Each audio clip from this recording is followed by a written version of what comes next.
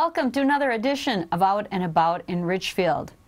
Well, you know, Steve and I have visited the Richfield History Center before because there's always interesting things going on here. And today I am visiting with Jody Larson, who's the director of the Richfield Historical Society. They've got some really interesting exhibits currently on display, and I'm here to talk to her about a traveling exhibit from the Minnesota Historical Society called Minnesota on the Map. Right. We have a traveling exhibit from Minnesota Historical Society's Exhibits to Go program. It's made possible by an Arts and Cultural Fund grant. It visits about 5 historical societies or institutions per year. We got this one. It stopped in Pope County before us. It will go to Steele County after us. And it's making a stop here in Richfield for about 6 weeks. It's almost done with its run, but in case you miss it, here's the kind of fun stuff that we can get in our second gallery that we made in our library. We have a main gallery, and a smaller gallery lets us rotate more exhibits, get traveling exhibits, and develop some small exhibits that might not make it into the main gallery, but still really tell the story of Richfield, so you can make some connections with the community and the past. Minnesota on the Map is really an exploration of how Minnesota as a territory, as a geography, as a land, as a state was put on paper over 400 or so years. Some of Minnesota Historical Society's panels detail maps from the 1600s and how voyageurs and settlers and early politicians might have represented Minnesota at the time. So I'm curious, so obviously the majority of this display is maps of Minnesota, and like you said, they kind of developed over the years as different uses or needs became obvious. What I think especially related to Richfield, you know, Richfield used to be this quite large community, and over the years has been, you know, we've kind of lost a lot of land from acquisition. Edina took some, Minneapolis, I think, you know, Fort Snelling, but is, you know, is that kind of on display here? Are there portions of our community specifically that people can learn about? Well, the Minnesota Historical Society's display focuses on the entire state and how it developed over time.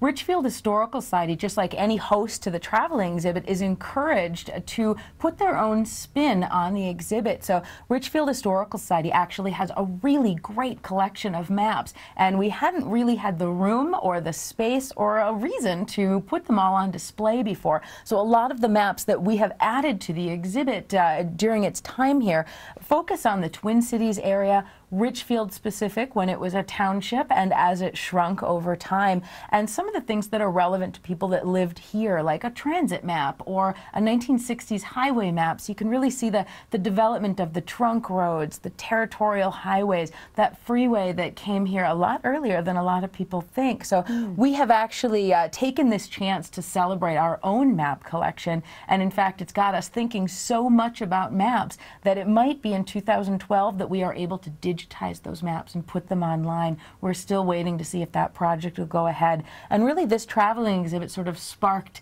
a year of thinking about maps here at Richfield Historical Society. We include some of our really big maps that we hardly ever have time or the space to put out in the gallery. A 1940 aerial photograph that shows the really early suburban development of Richfield. An 1886 map that shows ownership of property all over the Twin Cities. It's very rare to see such a large map with such detail in it. And we've got things like a business map from 1946 put out by a local company with advertising from local businesses. And not only can you see where the bus line went in 1946 or how much of Richfield was suburbanized by that time, but you can also see the kinds of businesses that were here. You can learn a lot from a map, and it doesn't always have to be where the roads are and where you are to go. A lot of maps can show you what people were thinking about at the time, what people think is important, or what people think you should know about the land that they're putting on paper. That's a good point, because you're right. Whatever makes a map is sort of a selective decision of the map maker, you know, as far as, like you just said, what kind of information you have on the map. You were telling me earlier, too, that Richfield residents have actually made some contributions of maps that they have, and we have some really neat, like there's an atlas dating back in 1855, I believe. When the call went out that said we were awarded this fabulous traveling exhibit, some of our members said, "Hey, we have some maps. Would you like to have loan of them for the exhibit?" So local resident George Holter brought in some fabulous aerial photos from 1953 and 1964, and one of the oldest maps, actually the oldest map on display in our collection, is not in our collection at all. It's a local resident, Dale and Kay we happen to own an 1855 pocket atlas, and they're willing to loan it to us, so we have it on display. And it turns out that it was a great conversation piece on opening day of this exhibit. A map expert, David Lanegren, came. Now, he not only is a geography professor at Macalester College, but he also is the voice you hear on the interactive computer element in this exhibit, and he literally wrote the book, Minnesota on the Map. He came to chat with us for a book signing at opening day, and he was really interested in Dale and Kay's map, because that pocket atlas was very similar to an exhibit element here at the traveling exhibit, an 1855 map. And we compared them, and it turns out that while they were both dated 1855, that pocket atlas was deemed to be older. And some of the reasons, you could look very closely and you could see that the counties in Minnesota on that older map were oriented towards the river, where on the one the other one that was on display, also the 1855, had the counties squared off. That was considered more civilized, more attuned to the progress of the 1850s and how people wanted to view the Northwest as a civilized place ready to be bought up and farmed or speculated upon. And so it was really interesting to look at two maps so old and so similar, but between them and comparing them, you could really see a story develop as to Minnesota's past, and especially in the Twin Cities, where we were a township and now we were just a little city. You mentioned before that Richfield had land taken, and I'll take this chance to, when we're talking about maps, everyone always thinks Richfield shrunk because other cities, other municipalities were taking land from us. Now, we started out as a miles wide, big square Richfield Township. However, it wasn't always that they were taking the land. Sometimes Richfield was giving it up. Okay. Now, when you think of, if you're a farmer in Richfield, a vast agricultural past, 40 acres, perhaps you're a market farmer growing cauliflower or potatoes to feed the big city of Minneapolis. But if you live in the north of Richfield, what is now just south of Lake Street, or around Lake Harriet or Minnehaha Creek, you might long for a little more civilized life than the agriculture of Richfield proper. And those farmers, they have a well, and they have an outhouse, and they don't really need city services or desire the taxes to support them. The people who are living maybe in a little brick bungalow on Lyndale Avenue on 35th or so, they might want city services like gas lighting for their home or indoor plumbing, and eventually they might just rise up and say, hey, we want to be part of this city, and the city would be glad to have them, whereas the farmers in Richfield might just have been glad to see them join the city and not have to pay the city taxes for a rural life. So for a long time, Richfield may have been shrinking in what we call land grabs here in Richfield, but in all fairness, might have been a tax negotiation or something similar. We think of that as a shrinking Richfield, but more it was a consolidation of Richfield as an agricultural center, which it stayed until the 1820s. Some of the maps that we have on display here show just how early it started becoming suburbanized. But it stayed. The last farm here that we have on a map is 1970. The Bartholomew House right now that we're next to here at the History Center sits on land that was a farm until 1960. So by looking at those different maps and seeing how Richfield shrunk in all directions really, and seeing how much was rural and how much was suburban can really tell the story of Richfield really well.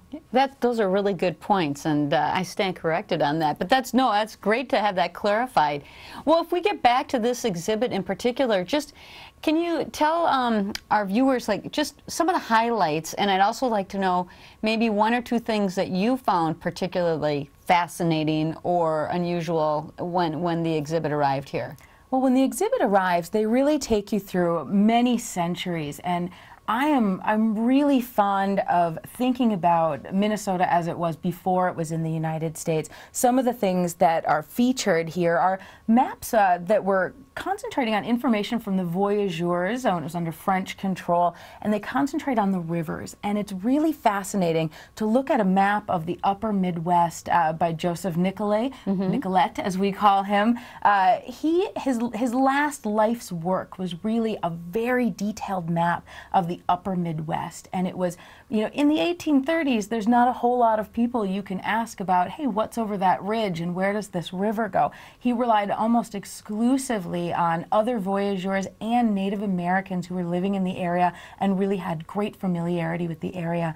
He put down the place names in both French and the native tongue of the area, and really detailed the Missouri River, the Mississippi River, all from, you know, lower Missouri all the way up to where we think of as the Canadian border now. And it's fascinating to try and think about your place in that system without the political lines, without state borders, but really on a river system, which were the highways of that time. He died before it was published, but it remains one of the most well-regarded and detailed maps of the area, and one of the first ones that looks very accurate to our modern sensibilities. Another of the maps that I really find fascinating in this exhibit is some of the graphic maps that are here. Now, you think of maps with cartoons on it. In ancient seafaring days, there might be a part that says, "There be dragons" on the edge. Illustrated maps are something that go back hundreds of years.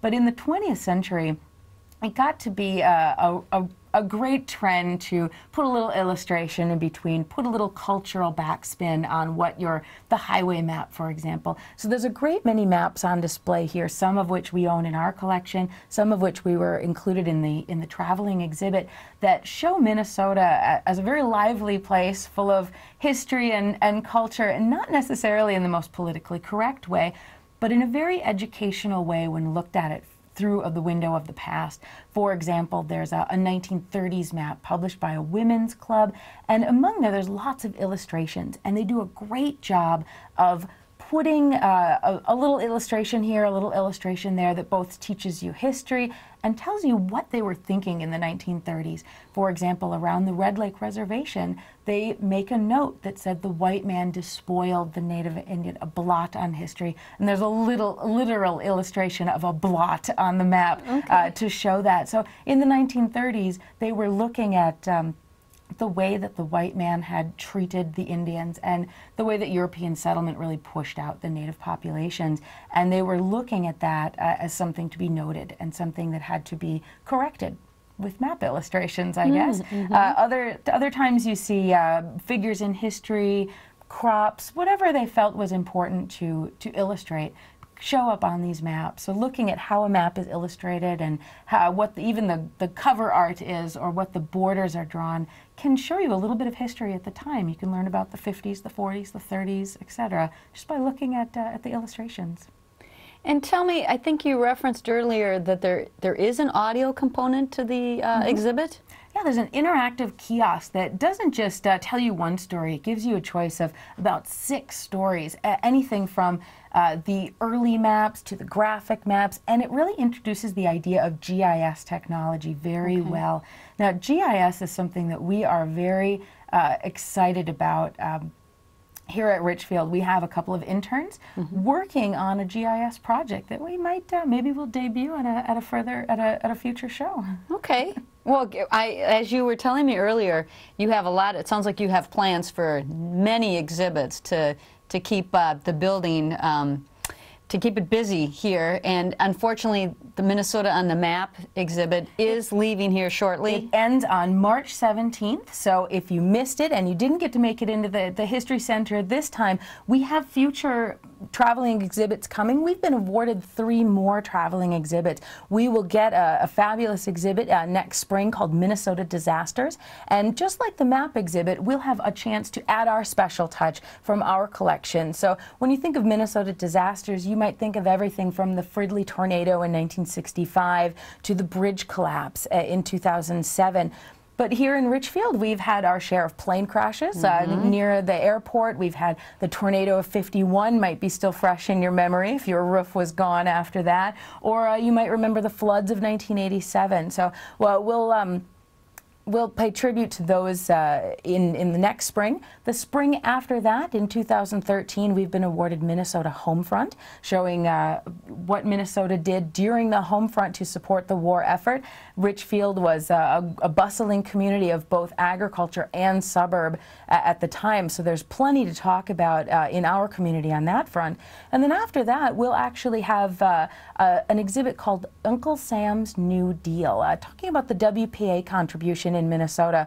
And again, we have anything from bridges to community centers that the WPA had a hand in Richfield. So these traveling exhibits give us a chance to bring a little more content to the History Center, show off a little bit more of our collections, and start a conversation in the community that is not just local but statewide. So it's part of a scheme we have to put a lot more fun exhibits on display. We have a main gallery, and here in the library gallery, these traveling exhibits are part of the fun.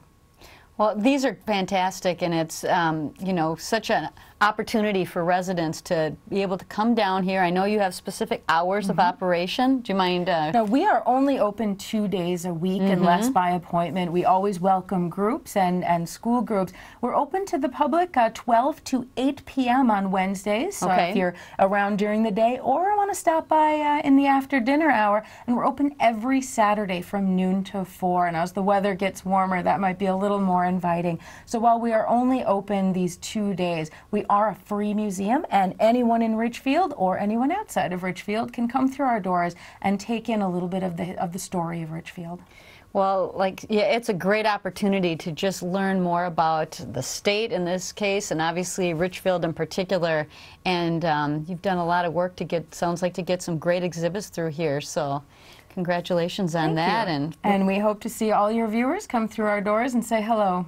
They definitely should. And as long as we're chatting, I just want to put in a plug too that the Historical Society has a display case at the new Richfield Municipal Center, and I know you've been circulating new displays every so often, and so people should definitely poke their heads in. In fact, if you go by City Hall right now, in the Minnesota, or in the Richfield Historical Society case, you may see some artifacts from our another library exhibit that will be here in the summer of 2012, and it's highlights of the collection. Now, we have a vast collection of things and photographs and maps and all manner of objects, and we don't always get to put them together in an exhibit. Maybe we're not doing an exhibit on books or not doing an exhibit on a certain topic.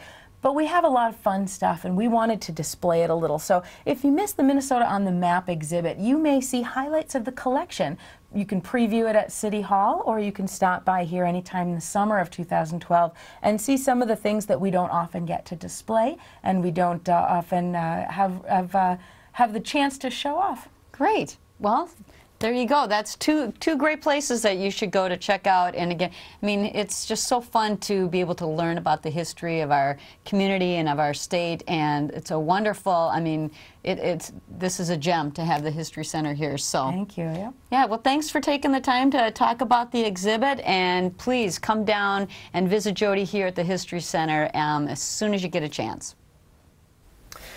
Well, now that you've got a chance to take a look at the map exhibit that the Historical Society has had, the second part of our show today is we're looking at what is in the main gallery of the History Center here in Richfield, and that's a show about Richfield House and Home.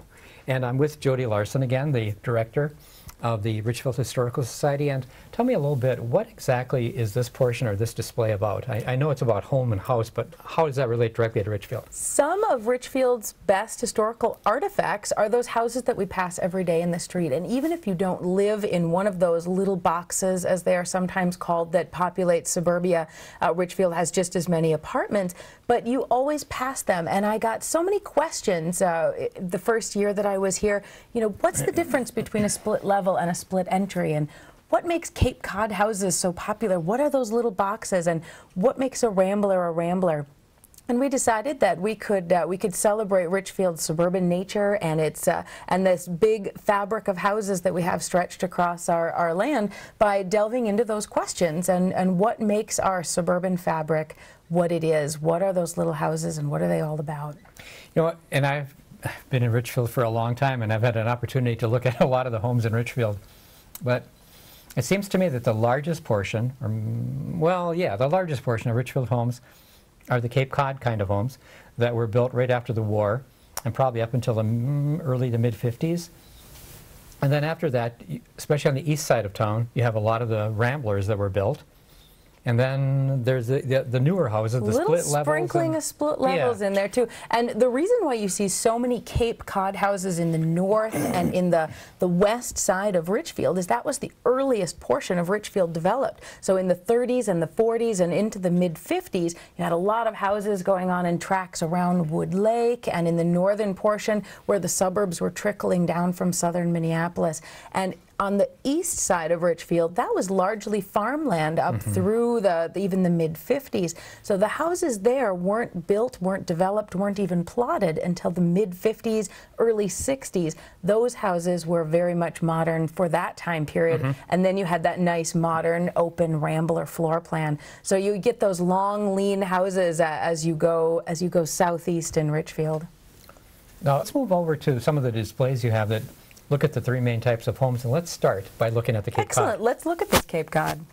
Now, Judy, this is the display on the Cape Cods. Why don't you just tell us a little bit about the Cape Cods? I see you have an old ad or something from back then. This ad was in a home plan catalog, something that if you were looking to build a house, maybe you bought a lot in Richfield and you were dreaming about your dream home. This was a lot of early suburban residents' dream home, a Cape Cod, a nice story and a half.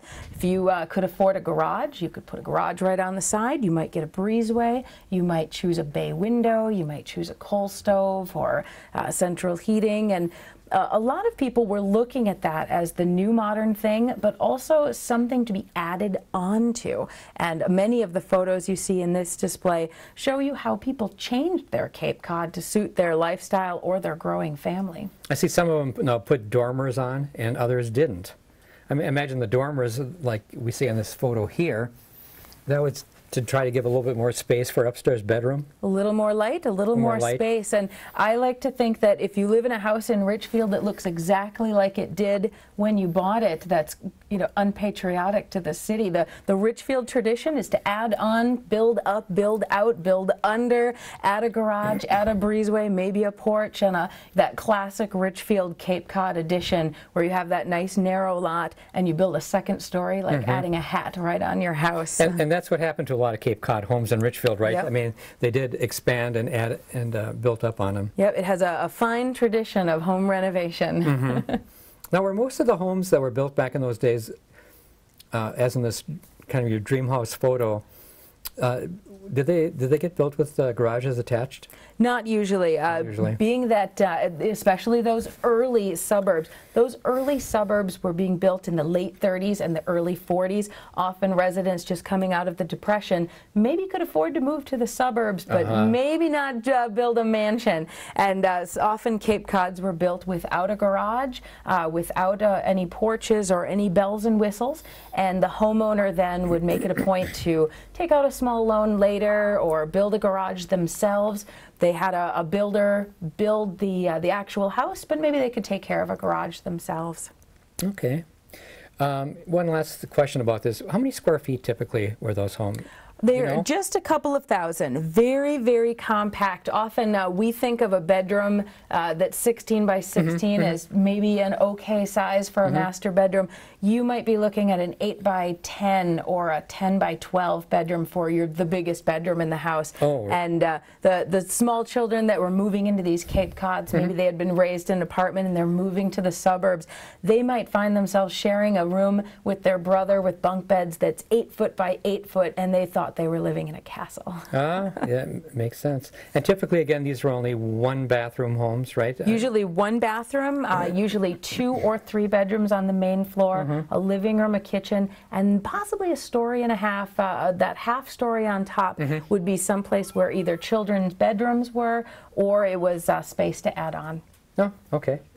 Let's take a look at the second kind of home, and that'd be the Rambler. The Ramblers, when Cape Cods fell out of popularity, they were replaced by the big modern floor plan of the Rambler. Well, let's take a look. Well, Judy, now we're at the exhibit that talks about the Ramblers, and I see from the some of the writing you have here that in the 1950s, nearly 70% of all homes built were Ramblers and ranches, and that's what we're looking at here, and that's what you see predominantly in the east side of Richfield. As the 50s rolled on and the 60s, the things that were being built there are the crossroads of modernism and the suburbs. The Rambler was where that beautiful California ranch house, as it was called in the West, it's usually called Rambler here, these one-story, usually with a hipped roof. They often have a big plate window, often a door on the side, sometimes built with garages, sometimes not. But it was all about those nice, lean lines that filled your lot with the modern living of one-story living. Now, what about garages with those? Are we at a time frame now where a lot of these homes had garages? Often not, as many Ramblers were being built by companies who were building entire plots, maybe 20 or 30 of them on speculation. And if you wanted a Rambler house in Richfield, you might not have ordered it. You might be going to a building company like Thorpe Brothers or Donne Homes and saying, what do you got for sale? There might be a model home on the corner, sometimes a more expensive version with a garage. But you might say, they might say, well, come on down the block here. We have something in your price range. And maybe to get it in your price range, instead of $18,000, it might be $14,000. But you might have to build your own house later. You can see in this ad here from Richfield Bank and Trust, they had a whole full-page newspaper ad advertising that you could take out a little loan, better living with a new coat of paint, better living with a 2-car garage, better living with an extra bedroom, maybe your family grew since you visited Donne Homes, better living with a recreation room, better living with a heating system. So they're looking at ways that you can improve the suburbs, improve your life. Buying a Rambler in the suburbs might have been something that a builder chose to build and sell to you, but you can make it your own. Now, this panoramic shot that you've got on top, tell me a little bit about that. Yeah, well, in the summer when we were developing this exhibit, we decided that we really wanted to highlight the way that when you go down a street in Richfield, you often see the same kinds of houses over and over again. This street, I believe, is Harriet or Grand, right behind maybe between 69th and 70th. And you can see here this street has almost entirely one-story Ramblers with those typical hipped roofs, and a lot of the homes in Richfield have not been renovated outside of their style. You can see a lot of sameness going down the street, and in many cases people ride the suburbs a little and say, oh, everything looks the same, but everyone has their own little personality on their street. And as you were saying, Jody, sometimes a lot of those homes were built on spec.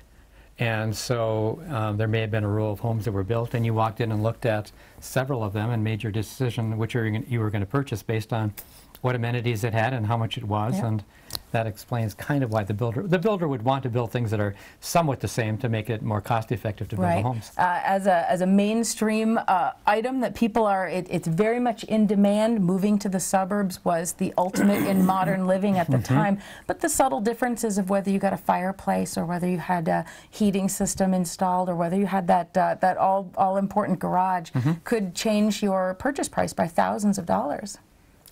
Well, we've seen the Ramblers, and again, there's a big chunk of Richfield. And the third home that we haven't talked about yet are the splits and the split level and some of the other ones. And do you have a display of those we could look at? We do. Come on over. All right. Well, now we're here at some of the split level designs that were built in the 60s, 70s, and even 80s. And Jody, talk a little bit about these. Now, the earliest style that you have this split level house. Now, these are all split entry houses. Okay. A little later. Okay. Split entries came first, and really it's a product of economics and northern climates. The most spendy part of building a house is excavating that basement. A split level only has half of a real basement, and the other half is a garage. So you end up saving a little bit of half your money. So they became very economical. They still had a very open floor plan like those modern Ramblers, but they offered you just a little bit more space for the same amount of money. They started becoming popular in the 50s and really into the 60s, but they quickly morphed into the split entry style, which even had less basement to dig out.